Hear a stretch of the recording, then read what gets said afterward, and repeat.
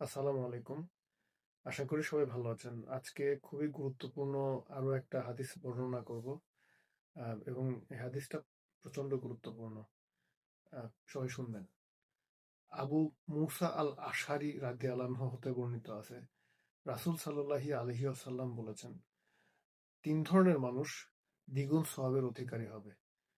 তারা হচ্ছে, ১, আহ, যে অন্য ধর্ম পালন করত, ইহুদি, নাসারা বা অন্য কোনো ধর্ম পালন করত, সে বা তারা আহ আল্লাহর রাসূল সাল্লাল্লাহু আলাইহি সাল্লামের উপর ঈমান এনেছে এবং ইসলাম ধর্মের পতাকা তলে শামিল হয়েছে। ২, যে ক্রীতদাস তার মনিবের হকও আদায় করে এবং আল্লাহর হকও আদায় করে। মানে হচ্ছে যে মনিব বা মালিকের আহ, দেয়া আদেশ বা নিষেধও পালন করে এবং সেই সাথে আল্লাহর যে বিধান অনুযায়ী যে আদেশ বা নিষেধ আছে সেগুলোও পালন করে। ৩ নাম্বার হচ্ছে, কোনো মনিব তার কোনো ক্রীতদাসীকে এমনিতেই ব্যবহার করতে পারত, কিন্তু সে তাকে উত্তম রূপে বা খুব ভালো রূপে ইসলামের শিক্ষা বা জ্ঞান বা আদব কায়দা শিখিয়েছে। তারপরে তাকে আজাদ করে দিয়েছে বা মুক্ত করে দিয়েছে এবং মুক্ত করে দিয়ে বা আজাদ করে দিয়ে তাকে বিয়ে করে আহ, স্ত্রীর মর্যাদা দিয়েছে। এই ব্যক্তিও দ্বিগুণ সওয়াবের অধিকারী হবে। বুখারী শরীফ প্রথম খণ্ড হাদিস নাম্বার ৮০।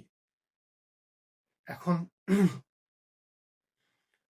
এখন আহ, বিষয় হচ্ছে যে যারা অন্য ধর্মের ছিল, যারা নিজেদের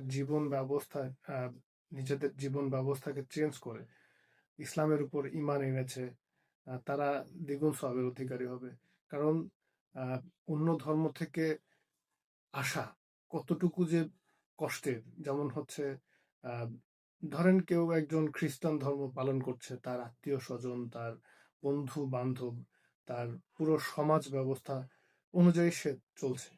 তো যখন সে ইসলামের উপরে ঈমান আনবে, তার সবকিছু, সব রাস্তাগুলো বন্ধ হয়ে যাবে। তার জন্য সময়টা অনেক কঠিন হওয়া শুরু করবে। কাজ থেকে শুরু করে সবকিছু। তার পিতামাতা তাকে বাড়ি থেকে বের করে দিতে পারে। তার প্রাণপ্রিয় স্ত্রী তাকে আহ, তার সাথে সংসার করা থেকে বিরত রাখতে পারে বা তাকে আহ, ছেড়ে চলে যেতে পারে। তার চাকরির ক্ষেত্রে, মানে বর্তমান সময়ে যেটা হয়, তার চাকরির ক্ষেত্রে তার চাকরি চলে যেতে পারে। এই সমস্যাগুলো হয়।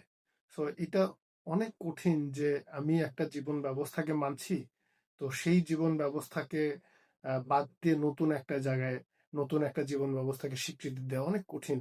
এই জন্য আল্লাহ এটাকে দ্বিগুণ সওয়াবের অধিকারী করেছেন। দ্বিতীয় হচ্ছে যে আহ, যে মনিবের হক আদায় করে। যেমন আপনার আপনি কোথাও চাকরি করেন, আপনার যে বস আছে বা যে কোম্পানির মালিক আছে বা ব্যবসার মালিক আছে, আপনি তার হক আদায় করছেন। সে যে নিয়ম কানুন বলছে বা যে আদেশ নির্দেশ দিচ্ছে সেটাও আপনি ঠিকভাবে পালন করছেন। সেই সাথে আপনি আল্লাহর দেয়া যে বিধান আছে, ইসলামের অনুযায়ী আল্লাহর দেয়া যে বিধান আছে, সেটাও আপনি খুব ভালোভাবে পালন করছেন।